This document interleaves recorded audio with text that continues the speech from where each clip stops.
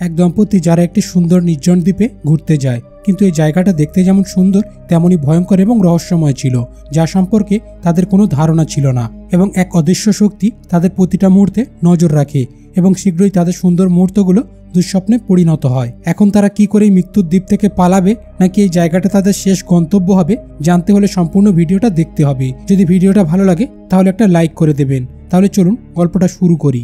গল্পের শুরুতে আমরা একটি সুন্দর দ্বীপ দেখতে পাই, যেখানে বেথ এবং হ্যারি নামের এক দম্পতি বেড়াতে এসেছে।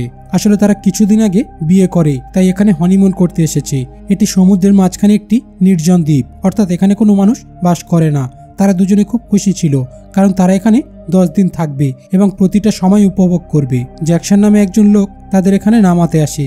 সে নৌকা থেকে তাদের জিনিসপত্র নিয়ে আসে এবং যাওয়ার সময় তাদের দুজনকে বলে যে তোমরা যদি 10 দিনের আগে ফিরে যেতে চাও তাহলে স্যাটেলাইট ফোন থেকে আমাকে ফোন করবে। কিন্তু বেথ বলে যে আমরা এত তাড়াতাড়ি কেন ফিরে যাব, এর মানে হলো তারা এখানে অনেক মজা করবে।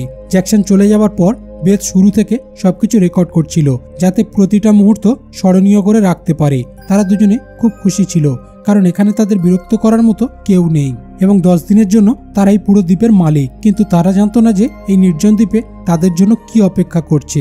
কিছুক্ষণ পর তারা দুজনে সাঁতার কাটতে যায় এবং দীর্ঘ সময় সাঁতার কাটার পর তারা সমুদ্রের ধারে ফিরে আসে এবং তারা এখানে যে কাজের জন্য এসেছিল সেই কাজ শুরু করে, অর্থাৎ তারা মধুপান করছিল।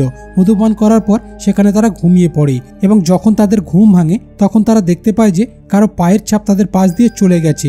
এটা দেখে তারা দুজনে বেশ অবাক হয়ে যায়, কারণ তারা ছাড়া এই দ্বীপে আর কেউ নেই। তারপর সেই পায়ের ছাপ অনুসরণ করতে শুরু করে, কিন্তু কিছুটা যাওয়ার পর হঠাৎ পায়ের ছাপগুলি অদৃশ্য হয়ে যায়। কিন্তু তারা এটাকে উপেক্ষা করে তারা তাদের জন্য তাঁবু তৈরি করতে শুরু করে, কিন্তু তাদের কাছে 10 দিন খুব কম মনে হচ্ছিল। এরপর রাতে আগুন জ্বালানোর জন্য হ্যারি কাঠ খুঁজতে বনে যায়। সেখানে কিছু হাড় দেখতে পায়। সেগুলো দেখে সে বুঝতে পারে না যে এই হাড়গুলি মানুষের নাকি কোনো প্রাণীর। তারপর সে অদ্ভুত কিছু অনুভব করে, কিন্তু চারপাশে তাকিয়ে দেখে সেখানে কেউ নেই। তারপর সে কাঠ নিয়ে ফিরে আসে। এরপর তাদের দুজনকে খাবার খেতে দেখা যায় এবং তারা অনেক কথা বলে। তারপর হ্যারি বেথকে সেই হাড়টা দেখায় এবং বলে যে এগুলো আমি বনে পেয়েছি।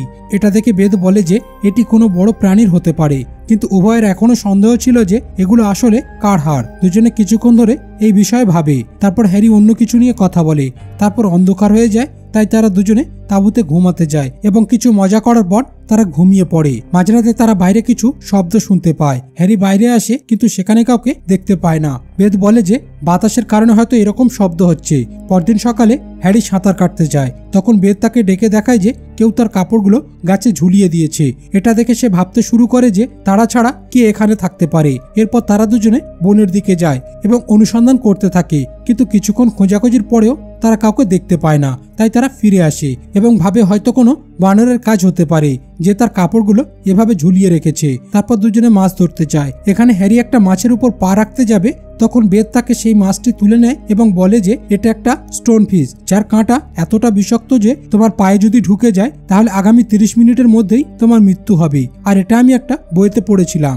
এরপর তারা দুজনে নিরাপদে মাছ ধরতে শুরু করে এবং তারা কিছুক্ষণ সাঁতার কাটে। তারপর তারা ফিরে আসে এবং হঠাৎ তারা বন থেকে কারো কান্নার শব্দ শুনতে পায় এবং শব্দ অনুসরণ করে তারা দুজনে বনের দিকে যেতে শুরু করে এবং কিছুটা এগিয়ে যাওয়ার পর তারা একটি ছোট্ট ঘর দেখতে পায়, যা দেখতে অনেক পুরনো। এটি দেখে তারা অবাক হয়ে যায়, এখানে কারো বাড়ি কিভাবে থাকতে পারে। তারপর তারা পরীক্ষা করার জন্য ভেতরে যায়, কিন্তু দেখে যে ঘরের ভেতরে একটি বিছানা এবং কিছু জিনিসপত্র রাখা ছিল, কিন্তু সমস্ত জিনিসপত্র অনেক পুরনো ছিল।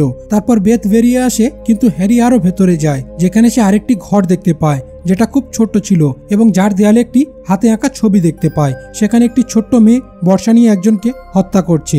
হ্যারির সবকিছু অদ্ভুত লাগে। তারপর বেথ ডাকলে সে বেরিয়ে আসে। সেখানে বেথ তাকে দেখায় যে এখানে কারো কবর দেয়া হয়েছে এবং উপরে একটি কাঠের ক্রুশ আছে, যার উপরে কোরাল নাম লেখা ছিল। এটা দেখে তারা দুজনে অবাক হয়ে যায়। তারা ভাবতে থাকে এটা কার কবর হতে পারে এবং এই মেয়েটির কবর এখানে কিভাবে এলো। এরপর আমরা দেখতে পাই যে কেউ গোপনে তাদের উপর নজর রাখছে। এখন এটা কে আর কার বাড়ি এবং এই কবরের আসল রহস্য কি আমরা একটু পরে জানতে পারবো। এরপর দুজনে তাদের তাঁবুতে ফিরে আসে, কিন্তু তাদের মনে তখন একই জিনিস চলছিল। বেথ তার ক্যামেরায় রেকর্ডিং দেখতে শুরু করে এবং হ্যারিকেও দেখতে বলে। দুজনেরই দ্বীপে করা রেকর্ডিং দেখতে শুরু করে এবং খুব খুশি হয়। কিন্তু হঠাৎ তারা একটি রেকর্ডিং দেখতে পায় যেখানে তারা ঘুমাচ্ছিল। তখন কেউ তাদের ব্যক্তিগত ভিডিও রেকর্ড করে। এটা দেখে তারা সম্পূর্ণরূপে নিশ্চিত হয়ে যায় এখানে অন্য কেউ উপস্থিত আছে। বেথ খুব ভয় পেয়ে যায় এবং এখান থেকে চলে যাওয়ার কথা বলে, কিন্তু হ্যারি তাকে ব্যাখ্যা করে যে এতে ভয় পাওয়ার কিছু নেই, হয়তো কেউ আমাদের সঙ্গে মজা করছে। কিন্তু বেথ বিশ্বাস করে না এবং বলে যে এই দ্বীপটা সম্পূর্ণ নির্জন এবং এখানে আমরা ছাড়া কেউ নেই। তাহলে এটা কিভাবে হতে পারে? হ্যারি তাকে জড়িয়ে ধরে কারণ সে খুব ভয় পেয়েছিল।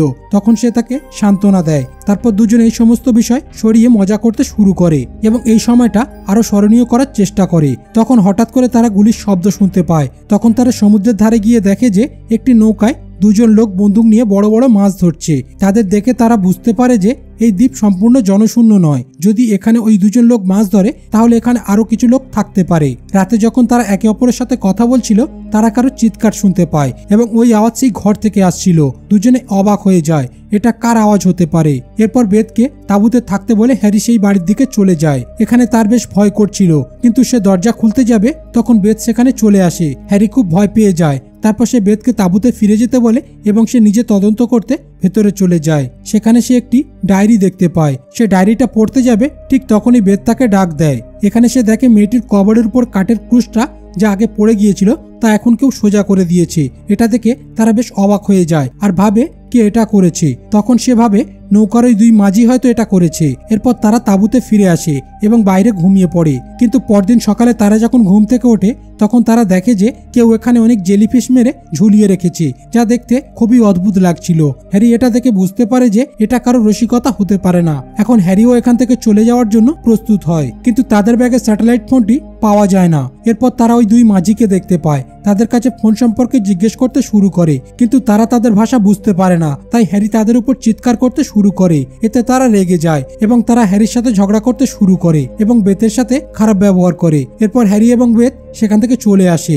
যখন ওই দুই ব্যক্তি সেখান থেকে চলে যায় তখন বেথ এবং হ্যারি তাদের ব্যাগে ফোন খুঁজতে যায়, কিন্তু তারা ফোন খুঁজে পায় না। এরপর হ্যারি একা সাঁতার কেটে অনেক কষ্টে নৌকায় পৌঁছায় এবং নৌকার রেডিওর মাধ্যমে জ্যাকসনের সাথে যোগাযোগ করার চেষ্টা করে, কিন্তু রেডিও সিগন্যাল পায় না। তারপর হ্যারি নৌকায় থাকা জিনিসপত্র দেখতে শুরু করে। তখন হঠাৎ করে একজন লোক এসে তাকে মেরে অজ্ঞান করে দেয়। তারপর তাকে অজ্ঞান অবস্থায় সমুদ্রের ধারে নিয়ে আসে। এরপর রাত হলে দেখা যায় যে তারা দুজনে বেথ এবং হ্যারিকে একটি গাছের সাথে বেঁধে রেখেছে। তারপর একজন লোক বেথের কাছে আসে এবং তার সাথে দুর্ব্যবহার করতে শুরু করে। ইতিমধ্যে অন্য লোকটা বন থেকে কিছু শব্দ শুনতে পায়। তারপর তারা দুজনে সেটা পরীক্ষা করতে বনের ভেতরে চলে যায়। এই সুযোগে হ্যারি কোনোভাবে নিজেকে মুক্ত করে এবং তারপর বেথকেও মুক্ত করে দেয়, কিন্তু হঠাৎ করে গুলির শব্দ শুনতে পায় এবং দুই ব্যক্তির কণ্ঠস্বর শোনা যায়। এরপর বেথ এবং হ্যারি দেখতে পায় যে তাদের মধ্যে একজন আহত হয়ে গেছে এবং তারা ভয়ে নৌকা নিয়ে সেখান থেকে পালিয়ে যায়। পরদিন সকালে বেথ ঘুম থেকে ওঠে আর সেই আহত ব্যক্তির রক্তের দাগ পিছু করতে শুরু করে এবং সেই বাড়িতে পৌঁছায়। তারপর সে সেখানে থাকা ডায়েরি নিয়ে পড়তে শুরু করে। তারপর হ্যারি সেখানে চলে আসলে বেথ তাকে বলে যে গত রাত ওই দুই ব্যক্তির সাথে যা ঘটেছিল তা এই ডায়েরিতে লেখা আছে।